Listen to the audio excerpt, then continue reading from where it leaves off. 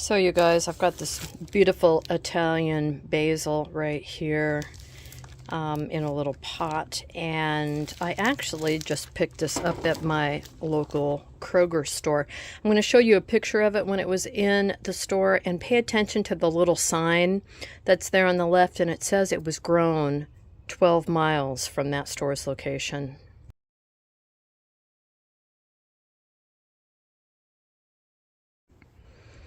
So while I was there looking at it and bemoaning the fact that I have a hard time growing basil, I realized if it grew 12 miles from the store, that's about where I live, and, you know, why can't I just take this and transplant it? I had a coupon as well, so I got this little, I think it was listed at $4.99 on sale for free, which is cheaper than a start and cheaper than seeds because I don't have any seeds. So I am going to take this basil and transplant it into this pot because I'm going to try to keep it going longer than it normally could in my area of the country in Oregon. So I might move it into the greenhouse when it starts to get chilly, or if it gets too hot, I'll move it under the shade, etc. So I'm reading about it, and I do see that this actually was grown in Milwaukee, Oregon. Oh my gosh, my hometown, Milwaukee, Oregon. Have you ever heard of Bob's Red Mill? Milwaukee, Oregon, too. Okay, so this was grown using aquaponics. And that means that the plant and the roots were entirely in water while it was growing. Of course, they've transplanted it since into this little container here. So you can see that it's in kind of a cardboardy container. Look at the root system. So the roots were really quite long because it was in the aquaponics. And yes, you can transplant into dirt, but the problem with compacting dirt is that the plants are not used to that at all. You could put this directly into water if you had an aquaponics system. I don't, and I'm not going to fool around with it, but what I am going to do is put it into some really light friable dirt. This is mostly peat moss. I have a base of straw down there, as you can see. Then I've got a lot of nice light peat moss, and then I'm going to have just a nice light mix of potting soil, and I'm just going to keep it really light. I'm not packing the sucker down.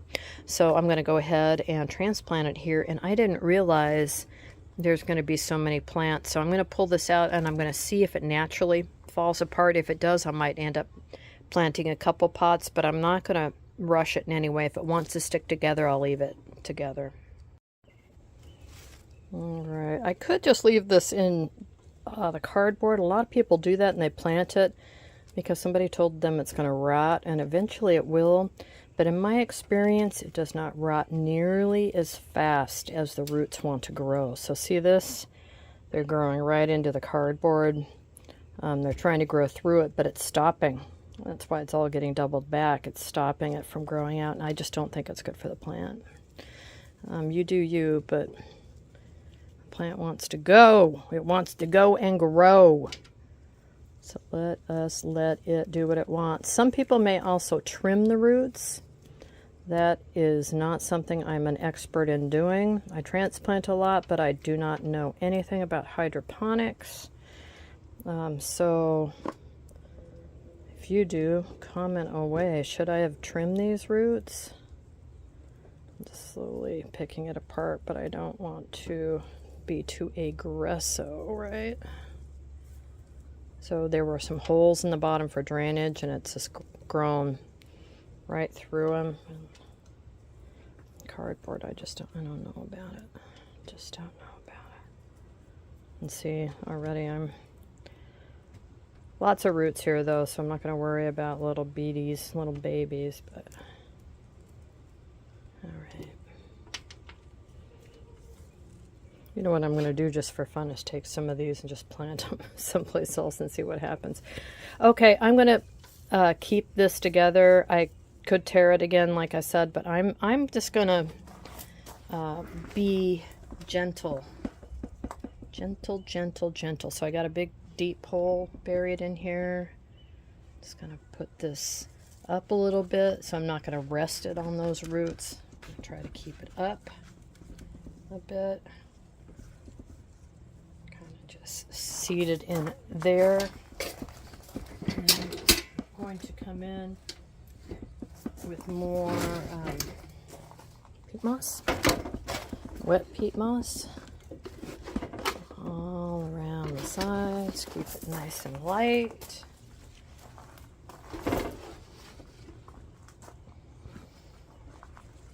My neighbors moved away across the street. Hi, Jenny and Ed, if you're watching. They left us a pallet of peat moss that's been slowly aging for the last several years, and they just said, hey, if you guys want it, come get it. So we went and got it, and have been slowly but surely using it up. All right, so that's the peat moss, and now I'm just going to come in with some more potting soil. This has compost in it too, so did the stuff in the bottom. I mean, it was peat moss, and then the soil in the bottom has compost in it. I'm not putting any extra fertilizer in here because I don't want to burn the hell out of these roots. And again, I'm just tamping, just kind of doing a super light press. If I was wanting to, I could probably press the soil down to that deep or so. But I'm just keeping it light, baby. Keeping it light. So, let's see what happens with this. Very happy to get this plant from my local Kroger, grown in Milwaukee, Oregon, by the nice people at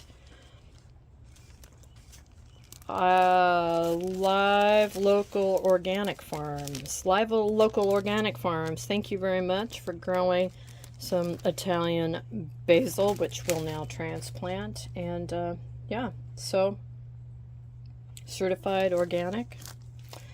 Yeah, we're gonna put this sucker outside and just keep an eye on it. It was indoors. Obviously, it was in the produce section at Fred Meyer, so I'm going to keep a close eye on it, keep it out of the hot sun, and I am just going to gently water this in and keep a really good eye on it. So anyway, not bad. $4.99, like I said, in the produce section. I had a coupon. I had it for free.